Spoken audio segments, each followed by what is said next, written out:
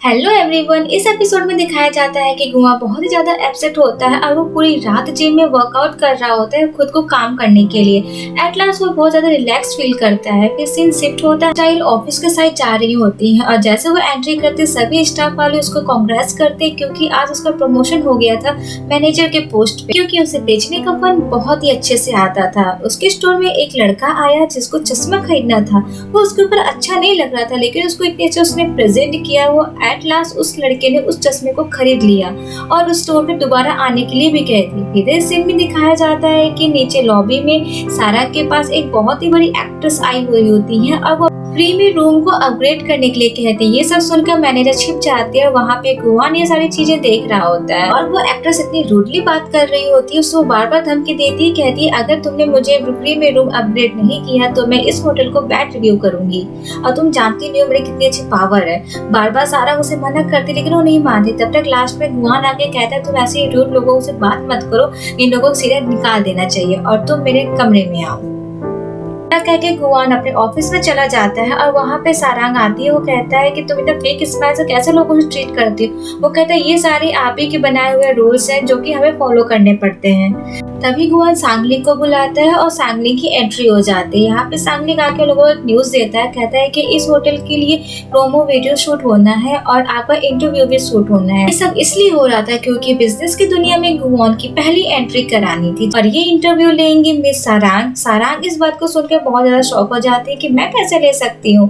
और यहाँ पे बात करते करते सांगलिंग और सारंग बहुत ही अच्छे फ्रेंड बन जाते, एक फ्रेंड की तरह बात कर रहे होते, जिसको देख के गुआन बहुत ही ज्यादा जेलस फील करती क्योंकि सारंग उसे बहुत ही ज्यादा फॉर्मल वे में बात करती है जिसकी वजह से उसे बिल्कुल नहीं पसंद आता। फिर सारंग वहाँ पर सबको बाय करके चली जाती है। फिर शाम का टाइम दिखाया जाता है जहाँ पे सारंग अपने बॉयफ्रेंड के साथ माउंटेन के हिल पे जा रही होती है लेकिन उसका बॉयफ्रेंड एक स्पोर्ट्समैन होता है। वो जल्दी जल्दी चढ़ जाता है और सारंग को पीछे छोड़ देता है और ये सब चीजें सारंग को बिल्कुल पसंद नहीं आती लेकिन वो किसी तरीके से हिल पर पहुंच जाती है। कुछ समय बीतने के बाद उसके बॉयफ्रेंड के पास कॉल आती है और कॉल पे उसके सारे फ्रेंड उसको बुला रहे होते हैं और वो आके अपने सारंग से कहता है कि तुम भी चलो मेरे साथ पार्टी में। सारंग जाने के लिए मना कर देती है लेकिन उसका बॉयफ्रेंड उसको मना देता है, कहता है कि थोड़ी देर के लिए चलो फिर वो वापस आ जाएंगे।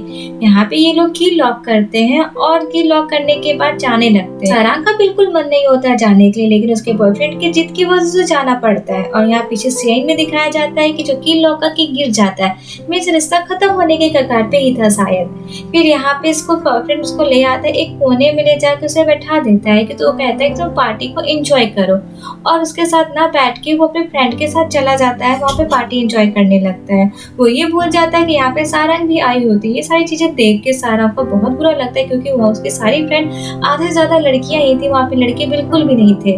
और जैसे सारंग जाने लगती है उसको बॉयफ्रेंड आके कहता है तुम रुक जाओ हम साथ में चलेंगे, सबको गुड बाय कह ले। यहाँ पे आता है वो आपस में वो भूल जाता है कि उसे गुड बाय कह के जाना था सारंग के साथ। ये सब सारंग देखते है उसको बहुत ही ज्यादा सैड फील होता है और वो वहाँ से अपसेट होके वहाँ से चली जाती है। फिर सीन शिफ्ट होता है।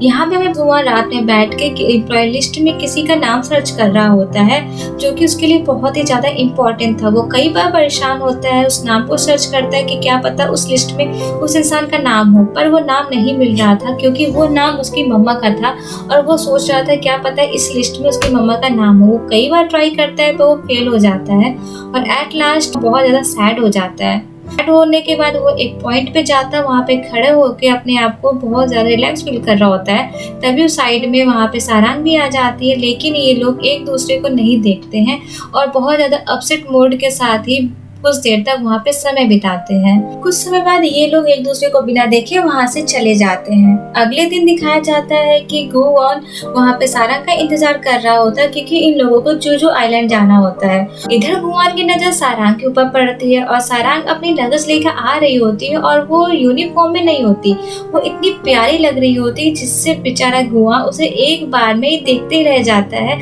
उसकी नजर नहीं हटती है। और सारंग आके उसे हाय करती है, उसे ये भी नहीं पता चलता है कि उसने मुझे हाय भी बोला है। एट लास्ट में वो इतना ज्यादा एम्बैरेस हो जाता है उस चीज को हटाने के लिए। वो कहता है कि तुम इतना लेट कैसे हो गई, मैं कब से वेट कर रहा था। तो सांगलिंग आ जाता है, उसके पास आके खड़ा होता है तो गुआन को गुस्सा आता है, उन दोनों को हटा देता है दूर करके और चिल्लाने लगता है। तभी गुआ का लगेज जाके एक अंकल के सर पे जाके टकरा जाता है और यहाँ पे अंकल को देख के सब सोचते हैं बहुत ज्यादा र्यूड अंकल होंगे, जिसकी वजह से दोनों सांगलिक और सारांग मिलके गुआ के ऊपर इल्जाम लगा देते हैं कि ये तो इन्हीं का लगेज है, आप इनसे निपटिए।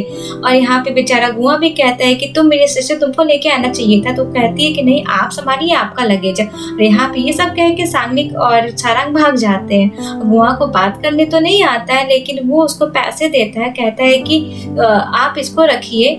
इतने पैसे के पावर देखकर तो अंकल भी झुक जाते हैं गुआन के सामने, उसको सॉरी बोलने लगते हैं। ये सब पीछे खड़े होकर सारंग और सांगलिक देख रहे होते हैं, जिसको देख के गुआन कहता है तुम लोगों को तो मैं शूट आउट कर दूंगा। और तभी ये तीनों एयरपोर्ट की तरफ बाहर जाते हैं और वहाँ पे गुआन के लिए बहुत ही अच्छी सी कार आई होती है, स्पोर्ट्स कार। और ये लोग देख के खुश हो जाते हैं कि उन्हें भी उसमें बैठने का मौका मिलेगा। लेकिन गुआन हमारा इतना चालाक था, वो लोग कहते तो पीछे कैब में आओ और मैं तो चला, बाय बाय।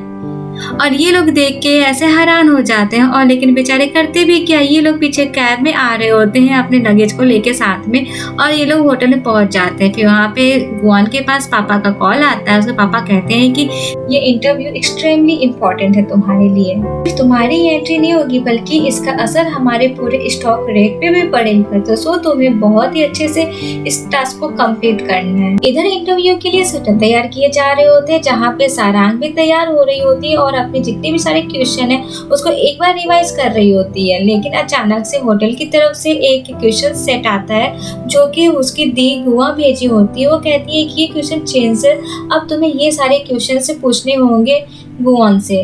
तो यहाँ पे सारांग थोड़ा कंफ्यूज हो जाती है, लेकिन ये सारी चालाकी उसकी दीदी ने किया था ताकि गुआन इंटरव्यू में थोड़ा सा कंफ्यूज हो जाए, उसका इंटरव्यू अच्छा ना जाए।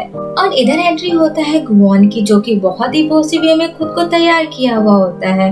और जैसे उसके ऊपर फेयर फ्लैश लाइट पड़ती है, वो उसका चेहरा और ही ज्यादा चमक उठता है और बहुत ही हैंडसम और बहुत ही कूल लगता है। उसका चलने का स्टाइल, उसके ड्रेसिंग सेंस, उसका कॉन्फिडेंस पूरे स्टेज को पूरा चार चांद लगा दे रहा था। और इतना ही देखते ही सारांग सोचती है कि मैं इतने हैंडसम इंसान का इंटरव्यू कैसे लूंगी, क्योंकि गुआन खुद को इतने अच्छे तरीके से तैयारी करके आया हुआ था इंटरव्यू देने के लिए, जिसकी वजह से सारांग की नजर गुआन के पर से तो हटती नहीं है। और वो जैसे जैसे करीब आता है सारांग बहुत ही ज्यादा नर्वस फील करने लगती है। वो सोच रही होती है कि इंटरव्यू होगा कैसे, और इस चीज को फील कर रहता है गुआन की सारांग इस टाइम नर्वस हो रही है। लेकिन जब ये लोग स्टेज पे साथ में खड़े होते तो वहाँ का व्यू बहुत ही ज्यादा प्रिटी और सिनेमैटिक लगता है।